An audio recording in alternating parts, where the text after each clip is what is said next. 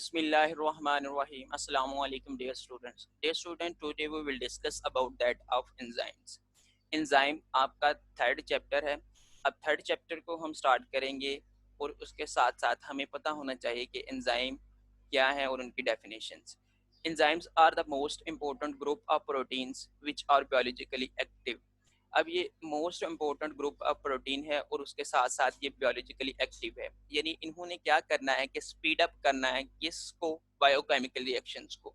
तमाम जो reaction body के अंदर हो रहे हैं वो स्पीड अप होंगे एक most important biologically active protein के जरिए. उसको क्या कहेंगे, एंजाइम्स. अगर हम इसकी इंपॉर्टेंस की बात कर लेते हैं, they tremendously increase the efficiency of biochemical reaction. ये ट्रीमेंडसली यानी बहुत ज़्यादा ये इंक्रीज कर देते हैं एफिशिएंसी किसकी, बायोकेमिकल रिएक्शन. बॉडी के अंदर जितने भी रिएक्शन हो रहे हैं उनकी एफिशिएंसी को इंक्रीज करना है किसने, एंजाइम ने. एंड आर स्पेसिफिक, और ये मखसूस होंगे for each type of reaction. ठीक है, हर टाइप ऑफ रिएक्शन के लिए एंजाइम मखसूस होंगे. कहने का मतलब ये है स्पेसिफिक एंजाइम होंगे.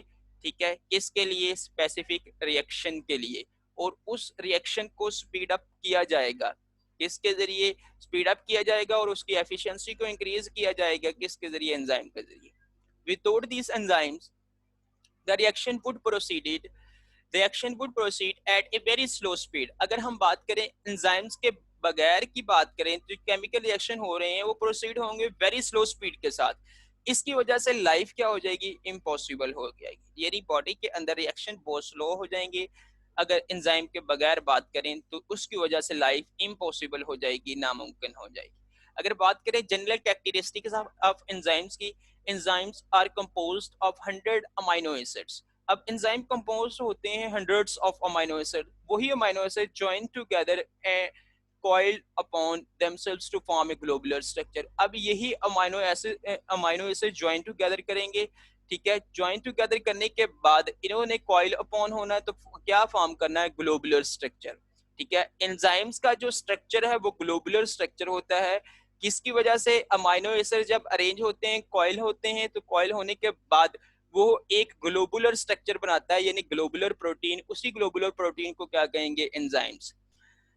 The catalytic activity is restricted to a small portion of the structure known as active site. अब एंजाइम की जो कैटालिटिक एक्टिविटी है वो एक स्मॉल पोर्शन के ऊपर रेस्ट्रिक्टेड होती है, महदूद होती है. अब वही स्ट्रक्चर जो महदूद होता है एक स्मॉल पोर्शन का, उसको क्या कहते हैं, एक्टिव साइट. एक्टिव साइट ने ही स्पीड अप करना होता है किसको, केमिकल रिएक्शन को. The reactant called substrate is attached to the active site. अब सबस्ट्रेट एंजाइम की जिस जगह पर आके अटैच होता है उसको क्या कहेंगे, एक्टिव साइट. अब ये active site consisting of only a few amino acids. अब इस एक्टिव साइट्स ये एक्टिव साइट कंसिस्ट होती है चंद अमाइनो एसिड्स के साथ, while rest of the bulk of the amino acids maintain the globular structure of the enzyme. बाकी जो bulk of the amino acids होंगे उनका क्या काम करना है, उन्होंने मेंटेन करना है globular structure of the enzyme. अब ये एक्टिव साइट्स स्पीड अप करती है किसको, किसी भी रिएक्शन को. अब सबस्ट्रेट एंजाइम की जिस जगह पर आके अटैच होते हैं उसको एक्टिव साइट्स कहेंगे. अब ये एक्टिव साइट्स कंसिस्ट होती है चंद अमाइनो एसिड्स के ऊपर. अब अगर हम बात करें जो बकिया अमाइनो एसिड्स हैं बल्क क्वांटिटी के अंदर, उन्होंने क्या काम करना है कि globular structure of amino, globular structure जो है एंजाइम का उसको मेंटेन करना है. सम एंजाइम कंसिस्ट सोलरली ऑफ प्रोटीन. ठीक है, अब कुछ एंजाइम कंसिस्ट होते हैं जस्ट फ्यू प्रोटीन, यानी रेयर प्रोटीन आप समझ सकते हैं इसको. कि कुछ एंजाइम्स क्या है, सोलरली प्रोटीन पर मुश्तमिल होंगे, चंद प्रोटीन या रेयर प्रोटीन पर मुश्तमिल होंगे और उन एंजाइम का काम उसी तरह का होगा. Other also have non protein part. कुछ किसके पर मुश्तमिल होंगे, नॉन प्रोटीन पार्ट पर. अब जो एंजाइम नॉन प्रोटीन पार्ट पर मुश्तमिल होंगे उनको क्या कहेंगे, कोफैक्टर. याद रखें, other also have a non protein part known as cofactor. ठीक है, एंजाइम का non protein part, enzyme non protein part पर जो मुश्तमिल होंगे उनको क्या कहेंगे, cofactor, which is essential for the proper functioning of the enzyme. अब ये जरूरी है किसके लिए, proper functioning of the enzyme के लिए. कौन जरूरी है, cofactor. The cofactor usually act as bridge. अब ये एक्ट करता है ब्रिज के तौर पर. किस किसके दरमियान, एंजाइम और सबस्ट्रेट, ठीक है। जिसकी वजह से क्या होगा कि जो रिएक्शन है वो कैटालिसिस होगा, कैटालिसिस होगा यानी कैटालाइसिस होगा, यानी स्पीड अप होगा। देखें, the cofactor usually act as bridge between the enzyme and its substrate। अब ये जो कोफैक्टर है एक्ट कर रहा है एज ए ब्रिज, किस किस के दरमियान, एंजाइम और सबस्ट्रेट के दरमियान। often it contributes directly to the chemical reaction। अब अक्सर क्या होता है कि ये डायरेक्टली भी क्या इन्वॉल्व होता है किस में, केमिकल रिएक्शन में, विच ब्रिंग अबाउट कैटालाइसिस, ठीक है। अब जिसकी वजह से ने क्या करना है, कैटालाइसिस करना है यानी स्पीड अप करना है। अब ये एक्ट कर रहा है ब्रिज के तौर पर एंजाइम और सबस्ट्रेट के तौर पर। बाज़ औक़ात ये क्या होता है कि डायरेक्टली इन्वॉल्व होता है केमिकल रिएक्शन में, ठीक है, जिसकी वजह से एंजाइम क्या हो जाता है, ये जिसकी वजह से रिएक्शन क्या हो जाता है, कैटालाइसिस हो जाता है यानी स्पीड अप हो जाता है।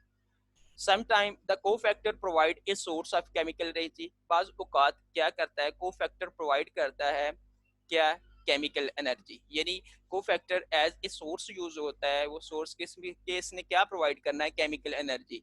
अब chemical energy helping to drive reaction which would otherwise be difficult or impossible।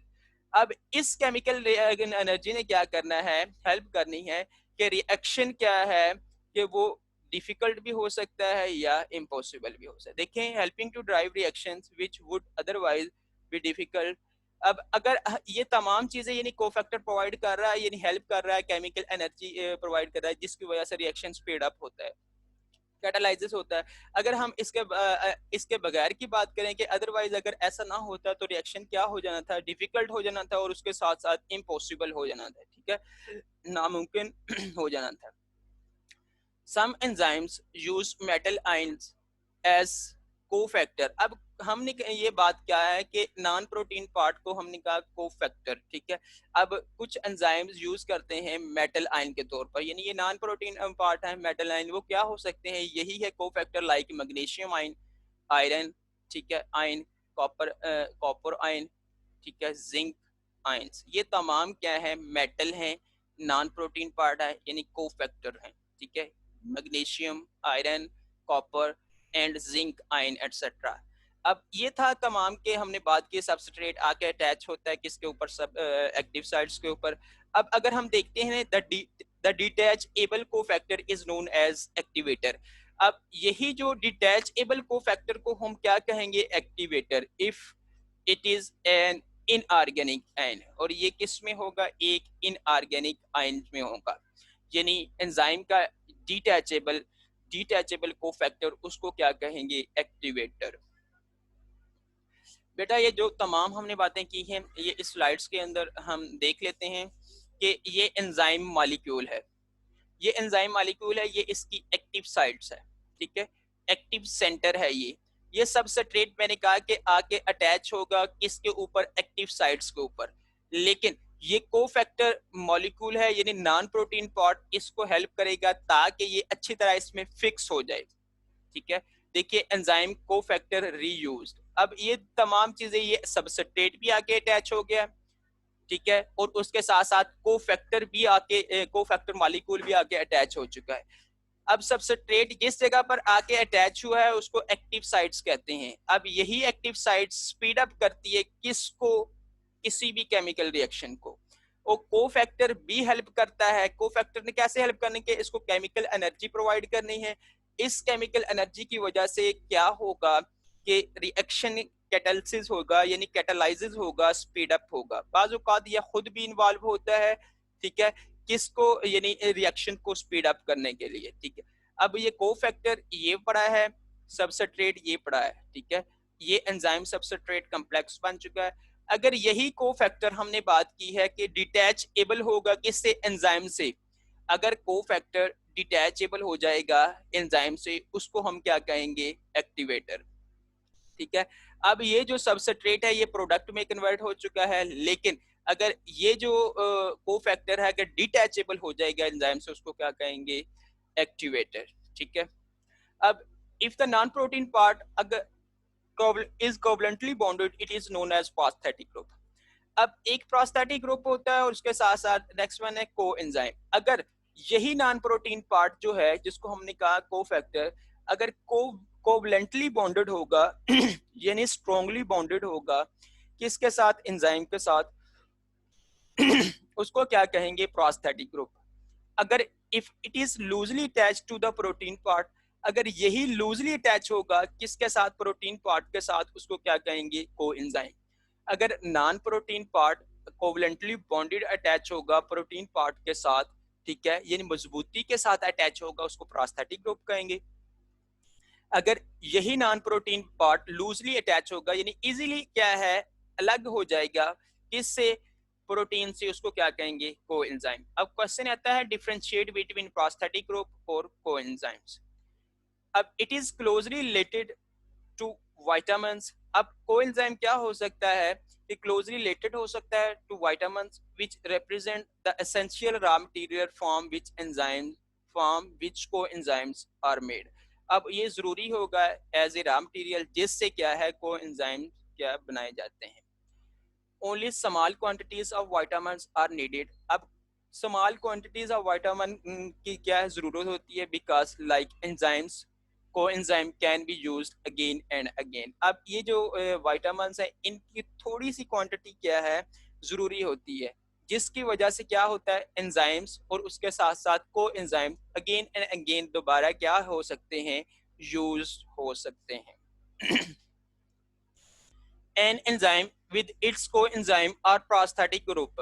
अब एक एंजाइम है, ठीक है, अब वो an enzyme with its coenzyme, coenzyme का भी आपको पता है, अभी बताया है, फिर उसके साथ साथ प्रोस्थेटिक ग्रुप। अगर एक एंजाइम से कोएंजाइम या प्रोस्थेटिक ग्रुप रिमूव कर दिया जाए तो उस एंजाइम को क्या कहेंगे हम, एपो एंजाइम। एक एंजाइम है विद इट्स कोएंजाइम। अब एक एंजाइम अपने कोएंजाइम के साथ या प्रोस्थेटिक ग्रुप के साथ अगर उसको उससे रिमूव कर दिया जाए तो उसको क्या कहेंगे, एपो एंजाइम। अब adding the correct concentrated coenzymes to the apo enzyme. अगर हम करेक्ट कंसंट्रेटेड कोएंजाइम की ऐड करें किसमें, एपो एंजाइम में, विल रिस्टोर एंजाइम एक्टिविटी, जिसकी वजह से एंजाइम एक्टिविटी क्या हो जाएगी, रिस्टोर हो जाएगी। An activated enzyme consisting of polypeptide chain. अब एक एक्टिवेटेड एंजाइम है जो कंसिस्ट होता है, मुश्तमिल होता है किसके ऊपर, पॉलीपेप्टाइड चेन एंड इकोफैक्टर, उसको क्या कहेंगे, होलो एंजाइम। अब एक एंजाइम है वो एक पॉलीपेप्टाइड चेन और कोफैक्टर पर मुश्तमिल होगा, उसको क्या कहेंगे, होलो एंजाइम। ये एक कंप्लीट एंजाइम होता है। अब एपो एंजाइम और होलो एंजाइम्स के अंदर डिफरेंस आता है पेपर के अंदर। एपो एंजाइम याद रखना है कि एक एंजाइम जो अपने को एंजाइम और प्रोस्थेटिक ग्रुप से, ठीक है, अगर अगर उससे को एंजाइम या प्रोस्थेटिक ग्रुप रिमूव कर दिया जाए एक एंजाइम से तो वो क्या होगा, एपो एंजाइम। अगर एक एंजाइम है वो एंजाइम किसके साथ होगा, पॉलीपेप्टाइड चेन और कोफैक्टर के साथ, उसको क्या कहेंगे, holo enzyme. Many enzymes are simply dissolved in the cytoplasm. बहुत ज्यादा एंजाइम्स क्या है, सिंपली डिजॉल्व हो जाते हैं किसके अंदर, साइटोप्लाज्म के अंदर। Other enzymes are tightly bound to certain subcellular organelles. अब कुछ एंजाइम्स क्या है, टाइटली बाउंड हो जाते हैं किसके साथ, सर्टेन सबसेलुलर ऑर्गेनेलीज के साथ। They are produced by living cells for use in or near the site of their production. अब ये जो प्रोड्यूस होते हैं लिविंग सेल के लिए, ठीक है, फॉर, और इसका इस्तेमाल जो होगा, और उसके साथ साथ near the site of their production, और उसके साथ साथ किस साइट्स में, प्रोडक्शन की साइट्स में। कुछ एंजाइम्स क्या होंगे कि साइटोप्लाज्म के अंदर डिजॉल्व हो जाते हैं, कुछ टाइटली बाउंड होते हैं किसके साथ, सब सेलुलर ऑर्गेनेलीज के साथ, ठीक है। अब उसके साथ, और ये प्रोड्यूस किए जाते हैं लिविंग सेल्स में, ठीक है, और उसके साथ for use in or near the site of there, ठीक, और उसको यूज भी किया जा सकता है कहाँ, किस साइट्स पे, जहाँ प्रोडक्शन कोई भी हो रही होती है। The enzyme important in photosynthesis are found in chloroplast. अब वो एंजाइम जो इम्पोर्टेंट होंगे फोटोसिंथेसिस के लिए वो क्लोरोप्लास्ट में होंगे। And enzymes involved in cellular respiration are found in mitochondria.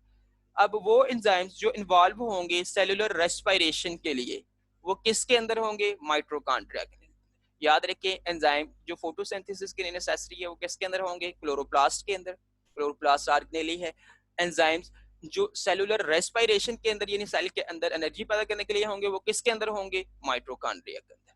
Some of the enzyme which are involved in the synthesis of proteins, कुछ एंजाइम्स इन्वॉल्व होते हैं किसके लिए? सिंथेसिस ऑफ प्रोटीन के लिए। और इंटीग्रल पार्ट ऑफ राइबोसोम्स, वो किसका पार्ट होंगे? इंटीग्रल पार्ट होंगे राइबोसोम। कुछ एंजाइम्स एक्ट करते हैं इंटीग्रल पार्ट ऑफ राइबोसोम्स के तौर पर, जिसकी वजह से क्या है, वो प्रोटीन को सिंथेसाइज करते हैं। ये थी जो हमने डिस्कस की जनरल कैरेक्टरिस्टिक्स। अब आ जाती है लॉन्ग क्वेश्चन जो बनता है कि कैरेक्टरिस्टिक्स ऑफ एंजाइम्स, एंजाइम की खुसूसियात लिखें, या क्वेश्चन आता है briefly explain the characteristics of enzymes. तो ये आपने तमाम कैरेक्टरिस्टिक ऑफ एंजाइम लिखनी है। Enzymes the biochemical catalysts possess the following important characteristics। ठीक है, अब ये बायोकेमिकल कैटलिस्ट है, ये इसकी तमाम कैरेक्टरिस्टिक है। All enzymes are globular protein, तमाम एंजाइम्स क्या है? ग्लोबुलर प्रोटीन है। ठीक है, हमने ये कहा था कि एंजाइम्स जब कॉइल होते हैं, कॉइल होने के बाद ग्लोबुलर स्ट्रक्चर बनाएंगे, वही ग्लोबुलर स्ट्रक्चर क्या होगा? ग्लोबुलर प्रोटीन होगा। They increase the rate of reaction without themselves being used up. अब ये क्या करते हैं? स्पीड अप करते हैं, यानी इंक्रीज करते हैं रेट ऑफ रिएक्शन को, लेकिन खुद क्या है? ये यूज नहीं होते। ठीक है, अब थर्ड वन देखें, there presence does not affect the nature और प्रॉपर्टीज ऑफ एंड प्रोडक्ट। अब इनकी जो प्रेजेंस होगी, मौजूदगी होगी, इसका अफेक्ट नहीं होगा। ठीक है, किसके ऊपर? यानी एंड प्रोडक्ट के ऊपर।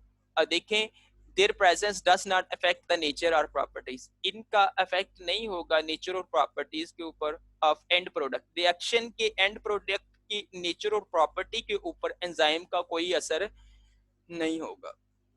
Small amounts of enzyme can accelerate chemical reaction. अब स्मॉल अमाउंट्स ऑफ एंजाइम, कुछ एंजाइम स्मॉल अमाउंट में वही क्या करते हैं? एक्सेलरेट यानी स्पीड अप करते हैं किसको? केमिकल रिएक्शंस को।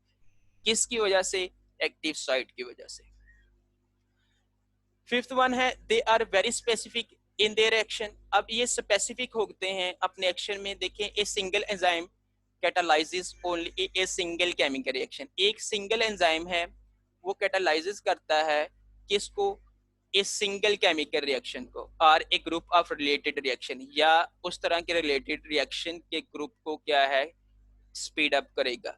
दे are sensitive to even a minor change in pH. अब ये सेंसिटिव होते हैं ताकि माइनर चेंज इन पीएच हो, और उसके साथ साथ टेम्परेचर एंड सबस्ट्रेट कंसंट्रेशन। अब ये जो सेंसिटिव होंगे एंजाइम ताकि माइनर चेंज इन पीएच हो, और उसके साथ साथ माइनर चेंज किस में हो सकती है? टेम्परेचर में भी और सबस्ट्रेट कंसंट्रेशन में भी। अब ये सेंसिटिव हो गए जिसकी वजह से माइनर चेंज पीएच में भी हो सकती है, टेम्परेचर में भी, और सबस्ट्रेट कंसंट्रेशन में भी हो सकती है, जिसकी वजह से रिएक्शन क्या है? चेंज होता है। Some enzymes require a cofactor for their proper functioning. कुछ एंजाइम को जरूरी होता है कि कोफैक्टर किसके लिए? प्रॉपर फंक्शनिंग के लिए। They lower the activation energy of the reaction. ये क्या करते हैं कि एक्टिवेशन एनर्जी को क्या करते हैं? कम कर देते हैं। रिएक्शन की एक्टिवेशन एनर्जी को कम कर देते हैं, जिसकी वजह से क्या है? रिएक्शन स्पीड अप हो जाता है। अब एक्टिवेशन एनर्जी क्या है? वो मिनिमम एनर्जी होती है जो किसी भी रिएक्शन को स्टार्ट करने के लिए नेसेसरी होती है। ठीक है, the minimum energy which are required to start the reaction. अब इसी एक्टिवेशन एनर्जी को क्या ये कम कर देंगे? जब कम कर देंगे तो क्या है कि रिएक्शन इजीली क्या है? प्रोडक्ट में चला जाएगा, यानी कम वक्त में प्रोडक्ट के अंदर चला जाएगा। ये थी कैरेक्टरिस्टिक ऑफ एंजाइम्स। अब अगर हम बात करें कि क्वेश्चन आता है differentiate between pepsin and pepsinogen, ये देख लेते हैं। Some enzyme are potentially damaging if they are manufacture in their active form. कुछ एंजाइम्स क्या है? पोटेंशियली तौर पर डैमेज हो जाते हैं, ठीक है, या डैमेज करते हैं किसी चीज को। इफ दे आर मैन्युफैक्चर, अब अगर किस फॉर्म के अंदर होंगे? एक्टिव फॉर्म के अंदर। कैसे होंगे? कि पेप्सिन एक एक्टिव फॉर्म एंजाइम्स है। अब ये क्या करता है कि ये डैमेज कर सकता है किसको? स्टमक की इंटरनल लाइनिंग को, यानी स्टमक की अंदरूनी वाल को, क्योंकि वो भी किसकी बनी होती है? प्रोटीन की। अब पेप्सिन किसको डाइजेस्ट करता है? यानी प्रोटीन को। अब प्रोटीन की जो स्टोमक की इंटरनल लाइनिंग होती है वो किसकी बनी होती है? प्रोटीन की। अब इस पेप्सिन को किस में रहना जरूरी है? पेप्सिनोजिन की फॉर्म में। अब ये पेप्सिनोजिन क्या है? इनएक्टिव फॉर्म के अंदर होता है। अब जब डाइजेशन करनी हो तो ये पेप्सिनोजिन के साथ आके HCl अटैच होता है, तो ये पेप्सिन में कन्वर्ट होता है। जो हम खुराक वगैरह खाते हैं उसमें जो प्रोटीन होती है इस पेप्सिन की वजह से डाइजेस्ट होती है। लेकिन इस पेप्सिन से जो स्टोमक की इंटरनल लाइनिंग को कौन बचाता है? म्यूकस बचाता है, ठीक है। वो म्यूकस इस पेप्सिन को किस फॉर्म में रखता है? पेप्सिनोजिन की फॉर्म में। देखिए for example, pepsin is powerful protein. अब ये पावरफुल प्रोटीन है, digesting enzyme and is quite capable of destroying sales internal structure. अब ये क्या है कि इसके अंदर एबिलिटी होती है कि डिस्ट्रॉय करें क्या? सेल्स इंटरनल स्ट्रक्चर, ठीक है। सेल के इंटरनल स्ट्रक्चर को ये डिस्ट्रॉय कर सकती है, क्योंकि सेल का इंटरनल स्ट्रक्चर किसका बना होता है? प्रोटीन का। And this is produce in active form. अब इसलिए ये कि जरूरी है कि किस फॉर्म के अंदर प्रोड्यूस हो? पेप्सिनोजिन। अब पेप्सिनोजिन के फॉर्म में अगर प्रोड्यूस होगी तो इसका ये क्या है? ये इनएक्टिव फॉर्म में इसका कोई फॉर्म काम नहीं होगा, फॉर्म बाय द सेल। अब ये जरूरी है किस फॉर्म के अंदर हो? पेप्सिनोजिन के फॉर्म में। पेप्सिन को किस में कन्वर्ट करना जरूरी है? पेप्सिनोजिन को, ताकि सेल की जो इंटरनल स्ट्रक्चर है, सेल का जो इंटरनल स्ट्रक्चर है वो डैमेज ना हो। It is converted in its active form only in the digestive tract. अब इस पेप्सिनोजिन को क्या है? कन्वर्ट किया जाता है एक्टिव फॉर्म के अंदर किसके कहाँ? जहाँ क्या है? डाइजेस्टिव ट्रैक्ट होता है, डाइजेस्टिव सिस्टम पॉसिबल होता है, यानी स्टोमक के अंदर, where it is required to be active. वहाँ ये जरूरी है कि इसको कन्वर्ट किया जाए किस में? एक्टिव में। यानी पेप्सिनोजिन को सेल के अंदर क्या है? इनएक्टिव फॉर्म में रखा जाता है, यानी पेप्सिनोजिन के फॉर्म में रखा जाता है। अब पेप्सिन इसकी एक्टिव फॉर्म है, डाइजेस्टिव ट्रैक्ट में इस पेप्सिनोजिन को पेप्सिन में कन्वर्ट किया जाता है जब इसके साथ HCl मिलता है, ताकि ये क्या काम करे? डाइजेशन का काम करे, प्रोटीन वगैरह को डाइजेस्ट करे। डियर स्टूडेंट्स, आज का लेक्चर हमारा इधर तक ही था। उम्मीद करता हूँ